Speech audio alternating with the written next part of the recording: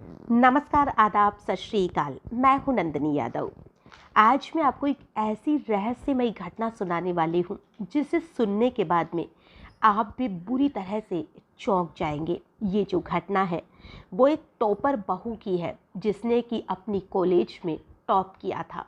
और फिर जो कुछ हुआ उस सारी घटना के बाद हर एक इंसान पूरी तरह से हैरान था।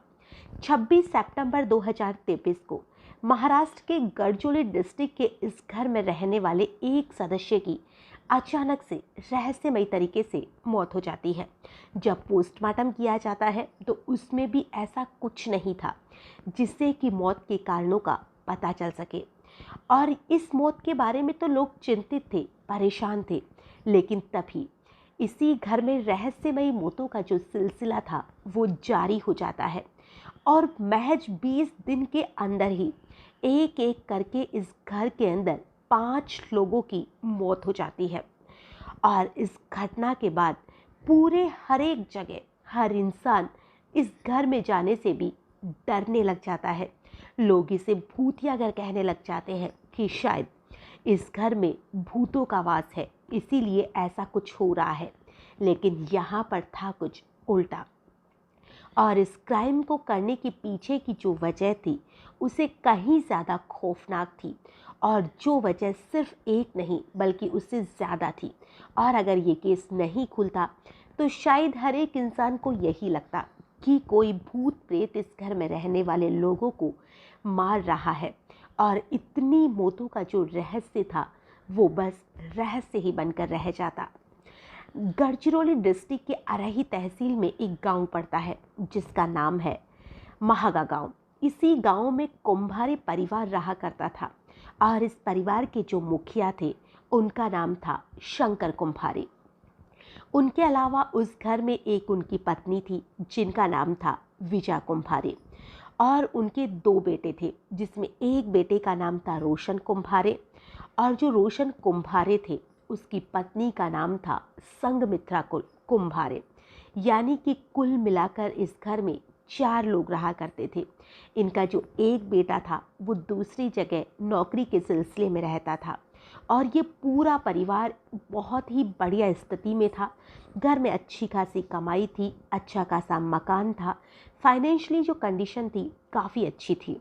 सब कुछ तो अच्छे से चल रहा था। और जो इसके मुखिया थे शंकर कुमार, उनकी एक फर्नीचर की अच्छी खासी दुकान थी।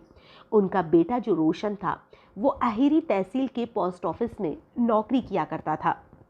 इसके अलावा शंकर कुंभारे खेती बाड़ी भी किया करते थे। और खेती से भी उनकी काफ़ी अच्छी इनकम होती थी क्योंकि वो सब्जियां और रुई उगाया करते थे। कुल मिलाकर जो परिवार था उसकी जो स्थिति थी काफ़ी अच्छी थी। तभी एक रोज वो दिन था 22 सितंबर 2023।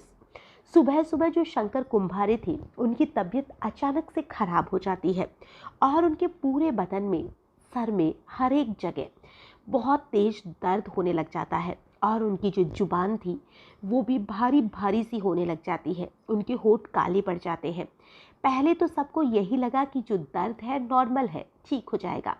लेकिन उनका जो शरीर था वो एक तरह से रंग बदलने लग गया था। दर्द बहुत तेज होने लगा था। और अब जो दर्द की सीमा थी वो बर्दाश्त से बाहर हो चुकी थी। तो उन्हें उसी गांव के एक सरकारी हॉस्पिटल में एडमिट कराया गया। लेकिन डॉक्टर्स ने कहा कि आप इसे दूसरे हॉस्पिटल में रेफ़र कर दीजिए क्योंकि हमारे पास इतनी सुविधाएं नहीं है कि हम इनका इलाज कर सकें। उनका तो इलाज दूसरे हॉस्पिटल में शुरू ही किया गया था कि उनकी जो पत्नी थी विजय कुंभारे, उनकी भी अचानक से तबीयत खराब हो गई। और उनके भी शरीर से हूबहू वैसे ही लक्षण थे जो उनके पति के शरीर से थे। अब उनकी पत्नी को भी उसी हॉस्पिटल में एडमिट कराया गया जहां उनके पति को एडमिट कराया गया था। दोनों की हालत में कोई भी सुधार नहीं था। और जो उनका बेटा रोशन था वो माँ बाप के इलाज के लिए चंद्रपुर में गया हुआ था। इसके बाद रोशन ड्राइवर राकेश मंडावी के साथ, जो कि उसी गांव का रहने वाला था और वो उसके पिता की फर्नीचर की गाड़ी चलाया करता था जिससे कि सामान इधर उधर भेजा जा सके। अब 22 सितंबर 2023 को वहां से करीब 120 किलोमीटर दूर चंद्रपुर के एक प्राइवेट हॉस्पिटल में पहुंचता है जहां शंकर कुंभारे और उनकी पत्नी विजय कुंभारे को एडमिट कराया गया था। उनका इलाज शुरू था। तभी 3 दिन के बाद में यानी कि 25 सितंबर 2023 को उन्हें नागपुर रेफ़र किया जाता है और एक बड़े हॉस्पिटल में एडमिट कराया जाता है। लेकिन उनकी जो हालत थी वो ठीक होने का नाम नहीं ले रही थी। तभी 26 सितंबर 2023 को जो शंकर कुम्भारे थे उनकी अचानक से ही मृत्यु हो जाती है। पूरा परिवार सदमे में आ जाता है। तभी 24 घंटे भी पूरे नहीं हुए थे और उनके ऊपर एक दुखों का पहाड़ फिर से टूट पड़ता है। उनकी जो पत्नी विजया कुम्भारे थे उनकी भी 27 सितंबर को मौत हो जाती है। एक के बाद एक मौतों का जो सिलसिला था उसके बाद में जो परिवार था वो टूट सा गया था। अब जब उनका पोस्टमार्टम किया जाता है, मौत की वजह जानने की कोशिश होती है, लेकिन मौत की कोई भी वजह पोस्टमार्टम में निकलकर सामने नहीं आती है, तो उनका अंतिम संस्कार कर दिया जाता है। अब जो उसका राकेश मंडावी था, जो शंकर कुम्भारे का ड्राइवर था, उनकी पत्नी को चंद्रपुर हॉस्पिटल में वही लेकर गया था और अगले ही दिन वापस घर आने के बाद अचानक से उसकी भी तबीयत खराब हो जाती है और वह भी चंद्रपुर के हॉस्पिटल में ही उसे एडमिट करा दिया जाता है और उसके भी शरीर में सेम वही लक्षण थे, वही तेज दर्द होना बदन में, जुबान का भारी होना, होठों का काला पड़ना। अब उसकी जो हालत थी वो स्थिर बनी हुई थी। लेकिन कुछ ही समय के बाद में उसको जब हॉस्पिटल में डॉक्टर्स ने कहा कि इसे सही होने की कोई भी उम्मीद ही नहीं लग रही है, अब कुछ ही समय के बाद में उसी परिवार के एक शख्स की और तबीयत खराब हो जाती है और वो थी कुम्भारे की एक शादीशुदा बेटी कोमल दहका। अब जो कोमल थी वो भी बीमार हो जाती है। शंकर कुम्भारे की एक साली यानी कि जो उसकी पत्नी विजया थी, उसकी छोटी बहन थी आनंदा और वर्षा, उसकी भी अब तबीयत खराब होने लग जाती है और पत्नी के बाद में प्रमोद रामटे, जो कि उन्हीं के घर के बगल में रहते थे, वो भी बीमार पड़ जाते हैं। फिर विजय कुम्भारे की एक और बहन सुजाता का बेटा बंटी, वो बीमार पड़ जाता है, उसे भी हॉस्पिटल लेकर जाया जाता है। शंकर कुम्भारे का सबसे बड़ा बेटा सागर कुम्भारे, जो कि दिल्ली में रहा करता था, वो अपने माँ बाप के अंतिम संस्कार के लिए ही गाँव में आया था और अब वो क्रियाक्रम करके वापस दिल्ली लौट भी जाता है। लेकिन दिल्ली पहुंचने के बाद में उसकी जो तबीयत थी वो खराब होने लग जाती है और उसे भी हॉस्पिटल में एडमिट कराया जाता है। कुल मिलाकर 9 लोग अब इस बीमारी के चपेटे में आ चुके थे। इसमें से 2 की तो मौत हो चुकी थी, 7 लोग थे जो हॉस्पिटल में भर्ती थे। सभी के बीमारी के एक जैसे लक्षण थे। हर एक इंसान हैरान था, हर एक इंसान परेशान था कि आखिर उन्हें हो क्या रहा है। लोग बहुत ज़्यादा सदमे में थे कि कहीं उनकी भी फिर से मौत ना हो जाए। बस एकमात्र चीज़ जो डॉक्टर समझ पा रहे थे कि ये हो क्या रहा है, तो डॉक्टर बस यही अंदाज़ा लगा रहे थे कि इनको फूड पॉइजनिंग हुई है, मगर इसके बावजूद भी उन पर किसी भी एंटीबायोटिक दवा असर ही नहीं कर पा रही थी।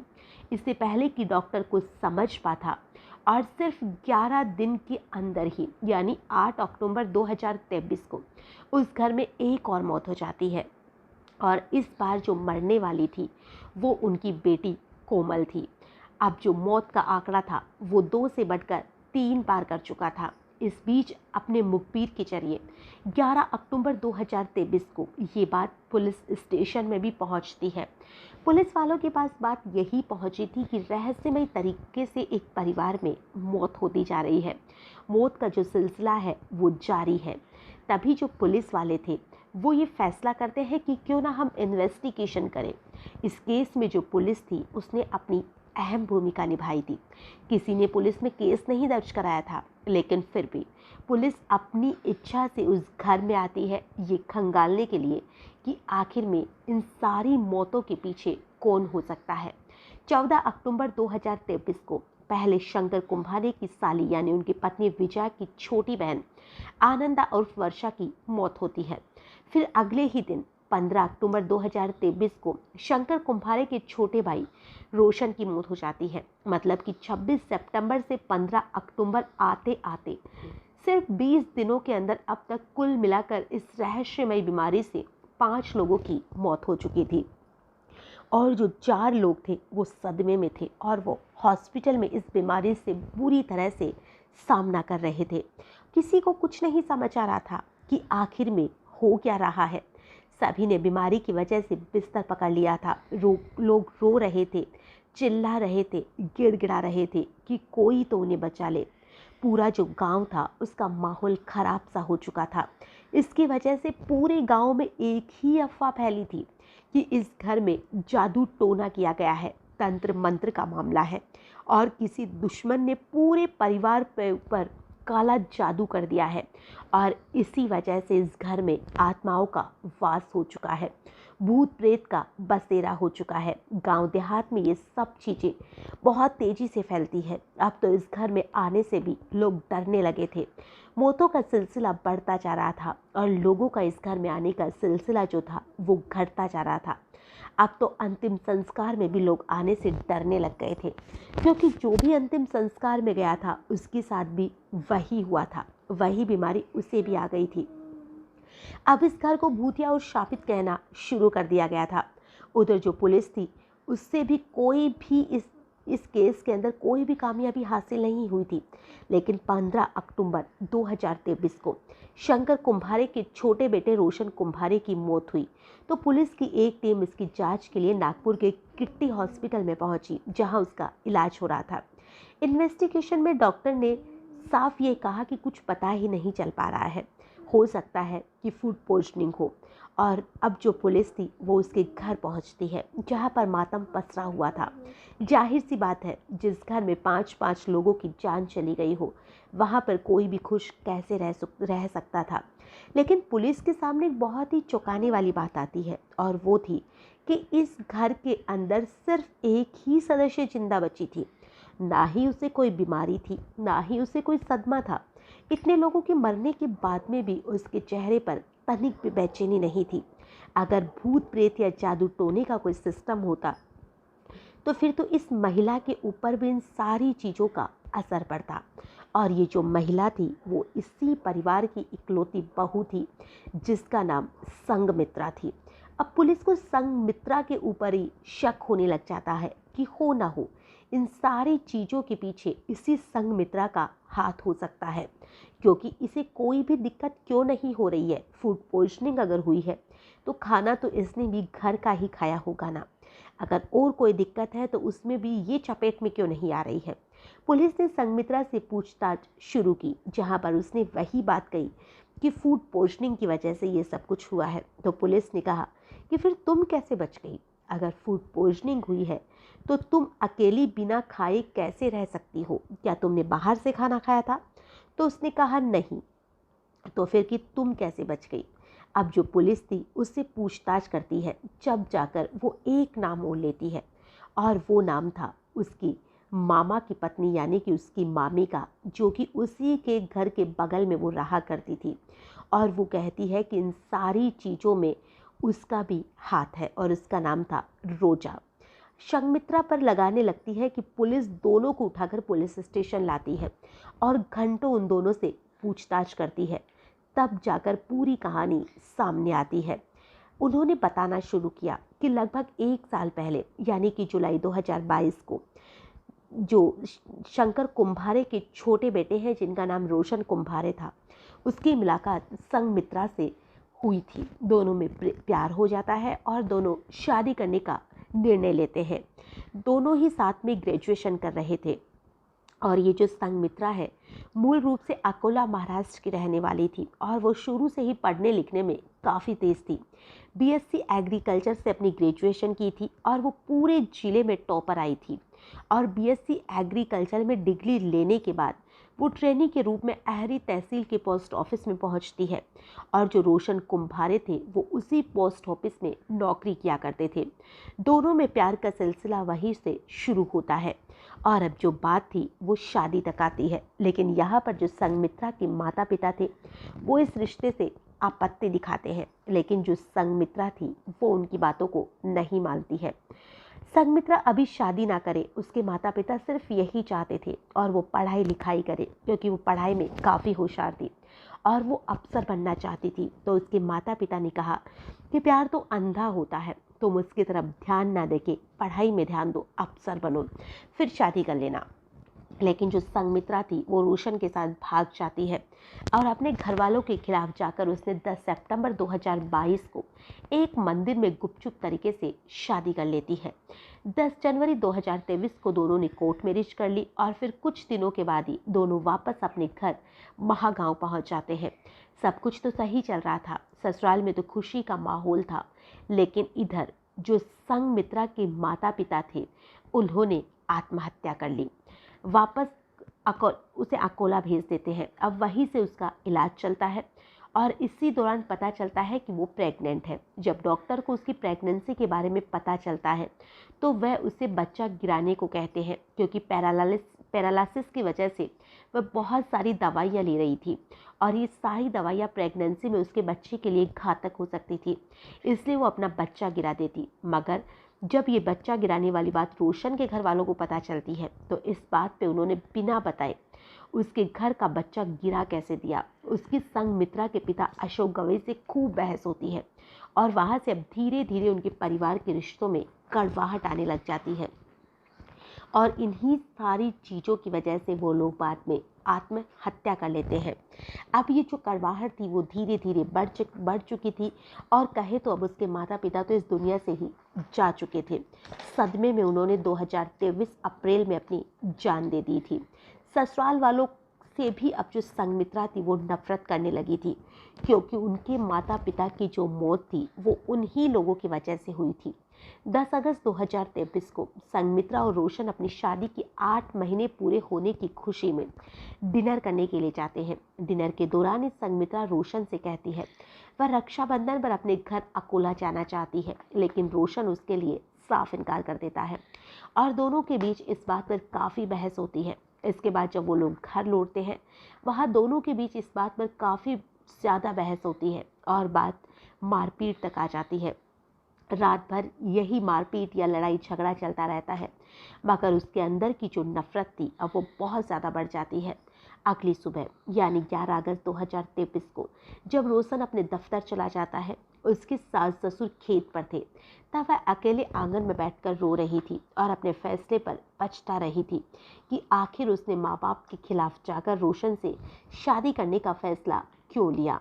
तभी उसके बगल में रहने वाली रोशन की मामी रोजा रामटेके, जो कि अब उसकी मामिर सास बन चुकी थी, वो चुप कराती है और उसे सारा माजरा पूछती है। संगमित्रा जो थी वो उसे सारी बात बताती है और कहती है कि वो मेरा बहुत ही गलत फैसला था।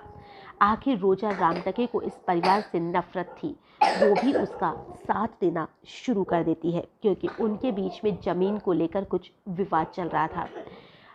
उनका नाम गट्टू रामटके था। इसके अलावा उनके परिवार में उसकी पत्नी थी, यानी कि जो उसकी मामा थे उसका नाम गट्टू रामटके था और उनकी जो पत्नी थी, दोनों ही इस परिवार से बदला लेना चाहते थे। कुल मिलाकर उनके 6 बच्चे थे, जिसमें 5 लड़कियां थी और एक लड़का था विजय कुंभारे। यानी संगमित्रा की सास एक आनंदा और वर्षा राड़े, एक सुजाता उधेर वाड़े की 2 बेटियां थी। अब धीरे धीरे ये जो सारी चीज़ें थी उसमें जो उसकी मामेर सास थी वो भी उसका साथ देने लग जाती है। अब धीरे धीरे जो उनके बीच में बातचीत थी वो बढ़ने लग जाती है। पड़ोसी भी दोनों थे, वे दोनों अक्सर घर की बाउंड्री से झांककर एक दूसरे को ताना मारने लगे, गाली गलौज करने लगे। और जो संगमित्रा थी उसे रोते हुए उसकी मामेर सास देखती थी तो उसे लगता था कि ये हमारी ज़रूर से मदद करेगी, क्योंकि इसके साथ भी वही हुआ है जो कि हमारे साथ हो रहा है। और अब जो संगमित्रा थी वो भी उनसे बदला लेने के लिए पूरी तरह से बेचैन थी, क्योंकि उसी की वजह से उसके माता पिता की मौत हुई थी। अब एक जहर था और उसी जहर का वो सोचती है कि क्यों ना, अगर ये जहर मैं अपने सास ससुर को खिला दूंगी तो ये लोग पूरी तरह से मर भी जाएंगे और किसी को पता तक नहीं चलेगा कि आखिर में इन्हें क्या दिया गया है। अब इन्हीं सारी चीज़ों के बीच में जो टोपर बहू संगमित्रा थी, वो संगमित्रा अब ये प्लान बनाने लग जाती है कि आखिर में इन लोगों को कब मैं जहर दूँ, कैसे मैं जहर दूँ। और वो चाहती थी कि जो जो लोग इनके संपर्क में आए वो भी इन सारी चीज़ों में मारे जाए और इस जहर की सबसे बड़ी खासियत थी कि ये रंगहीन होता है, गंधहीन होता है, इसका ना कोई रंग होता है, ना इसमें कोई स्मेल आती है और इसमें ना ही कोई स्वाद आता है। इसके अलावा ये एक स्लो पॉइजन है जो कि उसी वक्त अपना असर नहीं दिखाता और जब दिखाता है तो सीधा लोग मौत के मुंह में चले जाते हैं। और इसी जहर को जीरो इन किया गया और तय किया गया कि वह इसी जहर का इस्तेमाल करके पूरे परिवार को खत्म कर देंगे और उन्होंने ऐसा ही किया। उसने मुंबई से जहर मंगवाने की सोची और मुंबई से उस तक जहर पहुंचने में उसकी मदद की अविनाश ताजन ने, जो कि साजिश का तीसरा किरदार था। अब सवाल ये आता है कि ये अविनाश ताज कौन था? जो उसके पीछे की कहानी थी, अविनाश जो है वो संघमित्रा का बचपन का दोस्त था और अकालों के पास ही बुल्ढाना डिस्ट्रिक्ट में खाम गांव का रहने वाला था। अविनाश जो है वो संघमित्रा के स्कूल के दिनों से ही चाहता था। दोनों के बीच दोस्ती से बढ़कर भी कई चीज़ें थी, मगर इसी बीच संघमित्रा की ज़िंदगी में रोशन आ जाता है और वो उससे शादी कर लेती है और शादी के बाद संघमित्रा और उस लड़के की दूरियां हो जाती है। लेकिन जब अप्रैल 2023 में संघमित्रा के पिता की मौत हुई थी और वो उनके अंतिम संस्कार में अपने घर अकोला गई, तब एक बार फिर दोनों में करीबियां बढ़ी, क्योंकि एक तो संघमित्रा अब ससुराल वालों को परेशान हो चुकी थी और एक अब उसे फिर से जो अविनाश था उसने सारी आपबीती उसे सुनाई और अपने ससुराल वालों को खत्म करना चाहती थी, क्योंकि उसी की वजह से उसके पिता की जान गई थी। अविनाश भी उसका साथ देने को तैयार हो जाता है। संघमित्रा को जहर के रूप में सर्बेराडोलम के बीच भी भेज देता है। अब सर्बेराडोलम जो है वो एक पेड़ होता है और इसे दुनिया का सबसे जहरीला पेड़ माना जाता है, जिसका बीज हर साल दुनिया में कई मौतों की वजह बनता है। हालांकि धतूरे के बीज की तरह उसका भी कभी इस्तेमाल नहीं किया। इसी में संघमित्रा को थैलियम के बारे में पता चलता है और वह अब इसे मुंबई से कैसे मंगवाया जाए इसके बारे में सोचने लगती है और काफ़ी सोच विचार के बाद में वो एक तरीका अपनाती है। वो क्या करती है कि 9 सितंबर 2023 को मुंबई में अंधेरी की एक फार्मा कंपनी को एक मेल करती है और उससे वह कहती है कि उसे रिसर्च के पर्पज़ से थेलियम की ज़रूरत है और वो उस मेल में उसने खुद को गढ़चिरौली यूनिवर्सिटी का एक रिसर्च बताया। इसके बाद जब वह फार्मा कंपनी उसे थेलियम देने को तैयार हो गई तो उसने उस फार्मा कंपनी से 25 ग्राम थेलियम को पार्सल करने को कहा, जिसकी टोटल कीमत 12,000 रुपये थी और ये पेमेंट जो थी वो ऑनलाइन अविनाश ने की थी। खैर, पेमेंट वगैरह होने के बाद 21 सितंबर 2023 को यह 25 ग्राम थेलियम उस तक पहुंच जाता है और अब वह अपना मौत का खेल शुरू करती है। थेलियम उन्हें कहां से मिला इसके लिए भी गढ़चिरौली पुलिस को काफ़ी मशक्कत करनी पड़ी थी, क्योंकि जो रोजा रामटेके बार बार अपना बयान बदल रही थी। पहले तो उसने कहा था कि वह एक जहर नागपुर से लेकर आई, फिर उसने बयान बदलकर कहा कि ये उसने तेलंगाना से मंगाया था। लेकिन जब पुलिस ने दोनों से 10-10 घंटे की पूछताछ की तब जाकर सच सामने आता है। 21 सितंबर 2023 को जब संघमित्रा को वह जहर मिला, वह उसी दिन उसने सास ससुर खेत में काम करने गए थे और उसने मटन बनाती है और उसमें ये थेलियम मिला देती है। शाम को जब उसके सास ससुर यानी शंकर कुंभारे और विजय कुंभारे वापस घर लौटे तो उसने उन्हें रात के खाने में वही जहर मिला हुआ मटन परोसा और खुद उसने ये मटन ये बोलकर नहीं खाया कि उसके मुंह में छाले हो रहे हैं। और ये जो बात थी रोशन की, तो उस दिन वह घर पर था ही नहीं। अब थेलियम का ना तो कोई रंग होता है ना ही कोई स्वाद होता है, इसलिए शंकर और विजय कुंभारे ने बड़े आसानी से बड़े चाव से इसे खा लिया। गांव के डिस्पेंसरी में दिखाया गया और फिर अहेरी के हॉस्पिटल में जब उन्हें तबीयत खराब होने की वजह से ले जाया गया तो डॉक्टरों ने उसे कुछ ही समय के बाद में मृत घोषित कर दिया था। उस दौरान संघमित्रा ने एक पानी की बोतल में भी ये जहर मिलाकर उन्हें रास्ते में पीने के लिए दिया था। उसी दौरान होता भी यही है, जो पानी था वो ड्राइवर राकेश पी लेता है और रास्ते में ही वही उस पानी को खत्म कर देता है क्योंकि उसे प्यास लगी थी। हालांकि ये जो जहर था उसने अपने सास ससुर के लिए मिलाया था, लेकिन ये जो पानी था वो उसका ड्राइवर पी लेता है और इसी वजह से उसकी मौत हो जाती है। उसकी मामी सास रोजा रामटेके से मिलकर एक एक करके दूसरे लोगों को भी जहर देना शुरू कर दिया। किसी को खाने में मिलाकर, किसी को चाय में दिया तो किसी को पानी में दिया। सिर्फ 20 दिनों के अंदर 15 अक्टूबर 2023 तक 5 लोगों की मौत का ये जहर कारण बन चुका था। 4 लोग हॉस्पिटल में जिंदगी और मौत के बीच में झूल रहे थे और सास ससुर को जहर देने उनके मरने के बाद जो संगमित्रा थी उसे लगा कि अब बस बहुत हो गया, उसका बदला पूरा हो गया। असल में वह अपने पति यानी रोशन को जहर नहीं देना चाहती थी। हालांकि उसने भी कभी उसका साथ नहीं दिया था, पर रोशन के लिए उसके मन में थोड़ी सी इमोशनल फीलिंग थी, क्योंकि था तो वह आखिर में उसका पति। सास ससुर के मरने के बाद अब उसके अंदर गुस्सा जो था वो खत्म सा हो गया था और उसको जहर देने के पीछे की 2 वजह थी। पहला कि जब अचानक से रोशन के माता पिता और उसकी बहन की मौत होती है तो संगमित्रा के ऊपर कुछ शक होता है, क्योंकि घर का माहौल भी कुछ ऐसा ही था। और जब इस शक में उसने घर की तलाशी ली तो उसे बिस्तर के गद्दे के नीचे एक शीशी में हरे रंग का पाउडर मिला और उसे लगा संगमित्रा ने उसके घर वालों को यही जहर दिया है। हालांकि उसे ये बात कभी पता नहीं चली कि वह जहर था या कुछ और, क्योंकि उसने उसका टेस्ट नहीं करवाया था। पर जो हरा पाउडर उसे मिला था वो धतूरे के बीज का पाउडर था, जो संगमित्रा ने देने का दबाव डाल रही थी, क्योंकि जब तक परिवार के सारे लोग नहीं मरते तब तक वह 4 एकड़ जमीन उसकी नहीं होती। वह काफ़ी दुविधा में थी कि रोशन को जहर दे या ना दे, क्योंकि वो अपने पति को मारना नहीं चाहती थी, लेकिन उधर जो उसकी मामी थी वो चाहती थी कि रोशन को भी जहर दे दे। एक दिन दाल और चाय में जहर मिलाकर अपने पति को भी उसने दे ही दिया। हालांकि जब इसके बाद रोशन की तबीयत खराब हुई तो उसके अंदर का इमोशन एक बार फिर से जाग जाता है और वह नहीं चाहती थी कि उसका पति मरे। दरअसल जब रोशन की तबीयत खराब हुई तो उसे इलाज के लिए नागपुर के क्रिटिचुर हॉस्पिटल में ले जाया गया। हालत को देखकर संगमित्रा से रहा नहीं गया और उसने अपनी गलती का एहसास हुआ। उसने ये क्या कर दिया, उसने अपने ही पति को मारने की तैयारी कर ली। डॉक्टर इमरान नूर मोहम्मद के पास जाती है और कहती है कि वह उसके पति की किसी भी तरह से जान बचा ले। फिर वो कहते हैं कि हो सकता है रोशन को थैलेनियम जहर दिया गया हो, इसलिए वह उसे उसका जो दवाई है उसी हिसाब से दे। ये बात सुनकर डॉक्टर इमरान को थोड़ा शक होता है और वह संगमित्रा से पूछते हैं कि उसे ये सब कैसे पता, उसे थैलेनियम के बारे में कैसे पता। तो वह इधर उधर की बातें करके उसे टाल देती है।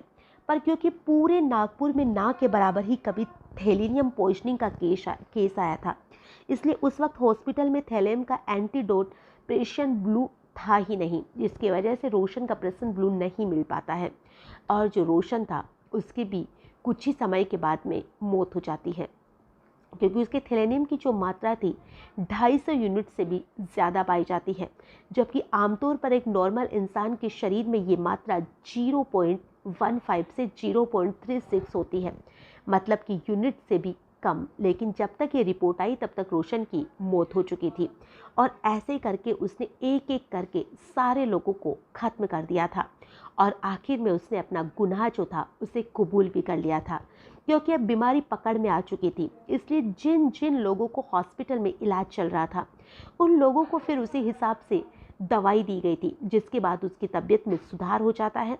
और उसके बाद पुलिस की रडार में रोजा का पति राम टेके भी था और पुलिस को शक था कि वह इस जुर्म में शामिल है और वह जानबूझकर खुद को जहर देने का ड्रामा कर रहा था। लेकिन जब इसकी इन्वेस्टिगेशन हुई तो पता चला कि उसे सच में जहर दिया गया था, पर उसे जानबूझकर जहर नहीं दिया गया था, बल्कि उसने शायद गलती से जहर मिला हुआ खाना खा लिया था या फिर उसने चाय पी ली थी। कुल मिलाकर 2 घर की 2 बहुओं ने मिलकर 20 दिनों के अंदर 5 लोगों की जान ले ली थी। दोनों ने टारगेट तो एक थे, लेकिन दोनों के मोटिव अलग अलग थे।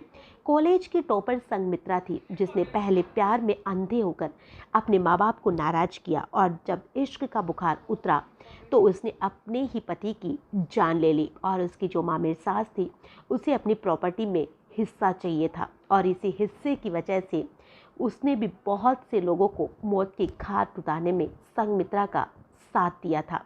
और ये जो केस है काफ़ी चर्चाओं में रहा था, क्योंकि इसमें बेगुनाह लोगों की बेवजह एक टॉपर बहू ने जान ले ली थी, उन्हें मौत के घाट सुला दिया था। जो गढ़चिरौली महाराष्ट्र की ये खौफनाक कहानी है, इसने सभी को हिला कर रख दिया था। आपको घटना कैसी लगी हमें कमेंट में ज़रूर बताइएगा।